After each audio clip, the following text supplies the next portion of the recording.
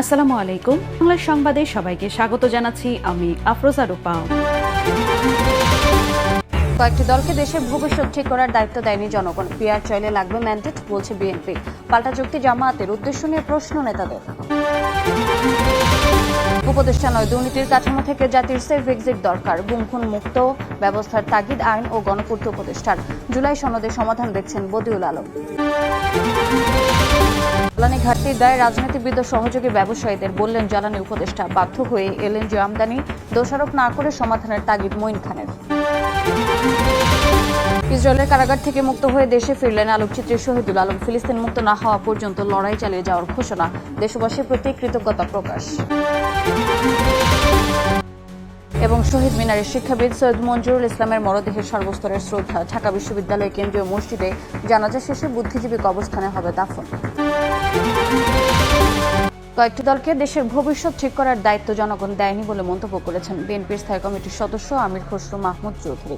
PR ও জুলাই সনদে জনগণের mandate লাগবে জানান বিএনপি নেতা। দুপুরে কসমস সেন্টারে আয়োজিত নির্বাচন পদ্ধতি নিয়ে সেমিনারে জামাত আবারও পিআর পদ্ধতির পক্ষে অবস্থান তুলে ধরে।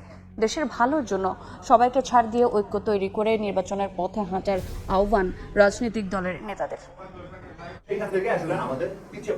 রাষ্ট্র কাঠামো সংস্কার নিয়ে 3 দফার আলোচনার ফসল জুলাই সনদ। 15 অক্টোবর রাজনৈতিক দলগুলো সনদ স্বাক্ষর করবে। সবকিছু অনেকটাই একমতে পৌঁছালেও রাজনীতির আলোচনা চলছে এখনো নির্বাচন পদ্ধতি নিয়ে। ঐকমত্য কমিশন সংলাপ করেছে উচ্চ কক্ষে পিআর নিয়ে, তবে জামায়াত সহ বেশ কিছু দল 2 কক্ষে পিআর নিয়ে এখনো সরগরম। তবে সেমিনারে জামায়াতের সহকারী সেক্রেটারি জেনারেল 2 কক্ষের পিআর নিয়ে যুক্তি তুলে ধরলেও বলছেন দেশের জন্য যে পদ্ধতি ভালো সেই পদ্ধতিতেই নির্বাচন হোক। পিআর পদ্ধতিকে ইলেকশন সিস্টেম হিসেবে নীতিগত হবে না, আর পদ্ধতি আপনি অনেকগুলো বলেছেন, আমরা সেটা জানি। তো কোনটা নেবেন, বাংলাদেশের উপযোগী কোনটা সেটাই না। গণ অধিকার, বিপ্লবী ওয়ার্কার্স পার্টি সহ কয়েকটি দল নিম্নকক্ষে এই মুহূর্তে পিআর পদ্ধতি দেশের জন্য ভালো নয় বলে মন্তব্য করেন। পিআর হলে আওয়ামী লীগ পুনর্বাসনের সুযোগ পাবে বলে মনে করেন তারা। নিম্নকক্ষে পিআর হলে স্থায়ী সরকার ব্যবস্থা থাকে না। সকাল বিকাল, রাতে, মধ্যরাতে, ফজরের আগে ফজরের পরে সরকারের এমপি মন্ত্রীরা ক্যানাবিসা হতে পারে। কমিশনের দীর্ঘ আলোচনা করে যখন একটা সিদ্ধান্তে জায়গায় এসছেন, এটা নিয়ে রাজপথে যখন আবার কর্মসূচি, তখন বোঝা যায় পিআর ইস্যুটা যেভাবে হাজির করা হয়েছে লক্ষণের সম্মত পিআর।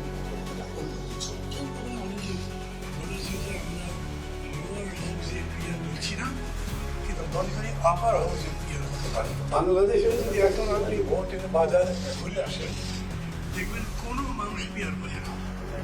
যারা ভোট দেবে, এবি পার্টির চেয়ারম্যান সবাইকে ছাড় দিয়ে নির্বাচনের দিকে হাঁটতে বলেন। পিয়ারের তো কিছু ভালো দিক আছে, কিন্তু বিএনপি সব খারাপ গুলাই বলতে, ভালো রাখতে আমার জামাত হচ্ছে পিয়ারের পক্ষে। সে এমন ভাবে পিয়ারের পক্ষে বলবে মনে হচ্ছে না পিয়ার হচ্ছে আরবের খুরমা খাজুর, এটা ছাড়া আর বাংলাদেশে আর কোনো সমস্যা নাই। পিআর পদ্ধতি নিয়ে যারা পক্ষে তাদের জনগণের কাছে গিয়ে ম্যান্ডেট আনতে বলেন আমির খসরু। কয়েকটি দলকে দেশের ভবিষ্যৎ ঠিক করার দায়িত্ব জনগণ দেয়নি বলেও এ সময় মন্তব্য করেন তিনি।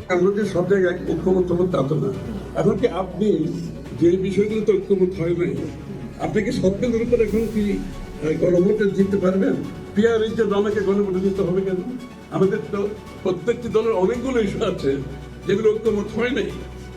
তারা ওই যদি গণভোটের প্রক্রিয়া আপনি যেতে চান, আগামী 2 বছর তাদেরকে গণভোটই করতে হবে। ফার্স্ট অফ অল এই দায়িত্ব আমাদেরকে কে দিয়েছে? এই সিদ্ধান্ত নেওয়া আমাদেরকে কংগ্রেসের দায়িত্ব দেয়নি। সব দলই দ্রুত নির্বাচনের পক্ষে। প্রশাসন উপদেষ্টাদের কেউ কেউ একটি দলকে ক্ষমতায় আনতে বিশেষ সুবিধা দেওয়ার চেষ্টা করছে বলে মন্তব্য করেছেন জামাত ইসলামের সেক্রেটারি জেনারেল মিয়া গোলাম পরওয়ার। দুপুরে খুলনার পাইকগাছায় সরকারি কলেজ মাঠে ছাত্র যুব সমাবেশে তিনি একথা বলেন। একটি দলের সঙ্গে গোপন সম্পর্ক তৈরি না করে নির্বাচনের আগে লেভেল প্লেইং তৈরির আহ্বান জানান তিনি। ইসলামী দলগুলোর মধ্যে ঐক্য তৈরি হয়েছে জানিয়ে বলেন, দলগুলোর মধ্যে ঐক্য থাকলে বাকিরা বাতিলের খাতায় চলে যাবে। নির্বাচন যত আসন্ন হচ্ছে, প্রশাসন এবং সরকারের অভ্যন্তরে কিছু প্রতিষ্ঠানের মধ্যে কেন যেন একটু অস্থিরতা দেখা যাচ্ছে। আপনি কোন দলের দিকে, কোন প্রার্থীর দিকে গোপনে গোপনে সাপোর্ট দেবেন, গোপনে বৈঠক করবেন, বিভিন্ন জায়গায় যারা আপনার রাষ্ট্রযন্ত্রের গুরুত্বপূর্ণ জায়গায় বসে আছেন, কখনো কখনো একটা বিশেষ দলের চাপে দিতে তারা নথি স্বীকার করছে। তাদের প্রভাব খাটিয়ে তাদের কথা শুনতে বাধ্য করা হচ্ছে। আমরা বলছি আমাদের কথা শুনতে হবে, আমরা তা বলিনি। আপনি কারো কথা শুনবেন না, যেটা ন্যায়, যেটা সত্য, যেটা ইনসাফ, আপনি সেই কাজই আপনি করবেন। নিরাপত্তা ও প্রশাসনিক নিয়োগ প্রক্রিয়া ভোট গ্রহণে বড় চ্যালেঞ্জ বলে মন্তব্য করেছেন সিইসি এএমএম নাসির উদ্দিন। চট্টগ্রামে এক কর্মশালায় নির্বাচন কমিশনাররা জানান, জাতীয় নির্বাচনের অন্যতম বাধা অনলাইন ভিত্তিক আর্থিক অনিয়ম ও কৃত্রিম বুদ্ধিমত্তা। নূরজামাল আতিকের ছবিতে শফিকুল আলমের রিপোর্ট।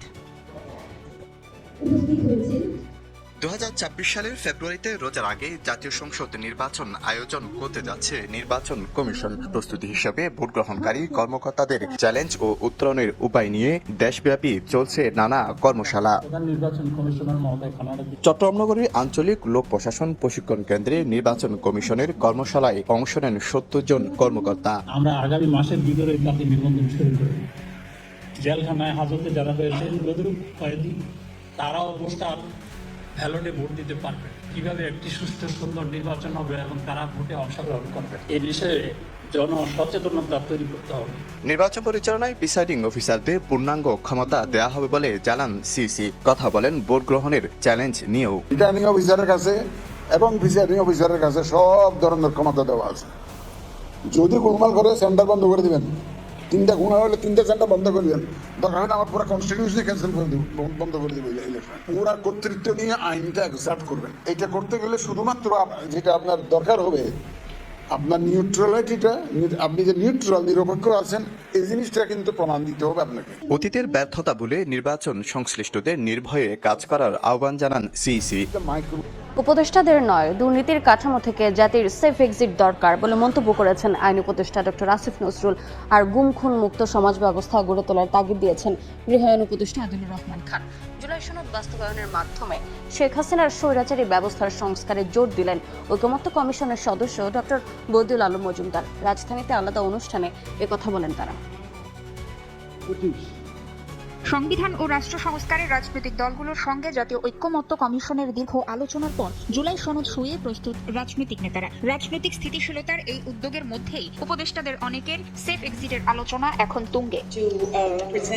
শনিবার রাজধানীর একটি হোটেলে জাতীয় মানবাধিকার কমিশন অধ্যাদেশ 2025 বিষয়ক জাতীয় পরামর্শ সভায় এ নিয়ে মন্তব্য করেন আইন উপদেষ্টা ডক্টর আসিফ নজরুল। বলেন, উপদেষ্টাদের নয়, অসুস্থ রাষ্ট্র কাঠামো থেকে জাতির সেফ এক্সিট প্রয়োজন। গুম খুন মুক্ত ব্যবস্থা গড়ে তোলার তাগিদ দেন উপদেষ্টা আদিলুর রহমান খান। আগামী নির্বাচনের আগে আমাদের এই কাজগুলো কিন্তু আমাদের সঠিকভাবে করে যেতে হবে, যাতে আর বাংলাদেশের মানুষ কখনো অন্যায় অবিচারের শিকার না হয়। উপদেষ্টারা খুব নিশ্চিতভাবে জানি আমাদের কারো কোনো সেফ এক্সিটের প্রয়োজন নাই। দুঃশাসন দেখলাম, গুম দেখলাম, বিচার বহির্ভূত হত্যাকাণ্ড, এরকম একটা ভয়াবহ, অসুস্থ, আত্মধ্বংসী রাষ্ট্র কাঠামো থেকে আমাদের সেফ এক্সিট প্রয়োজন। আর মানবাধিকার রক্ষা ও বাস্তবায়নে আইন শৃঙ্খলা বাহিনীর ভূমিকাই প্রধান বলে মনে করেন পরিবেশ উপদেষ্টা। অ্যাটর্নি জেনারেল মোহাম্মদ আসাদুজ্জামান বলেন, প্রস্তাবিত খসড়ায় জাতীয় মানবাধিকার কমিশনকে দেওয়া হয়নি মামলা করার এখতিয়ার। নতুন করে যে উদ্যোগ নিয়েছেন, আমি এই কমিশনকে আরেকটু শক্তিশালী করার জন্য একটু ওয়েল থট দেওয়ার জন্য বলবো। This law will actually be complemented by the police commission, media commission. So this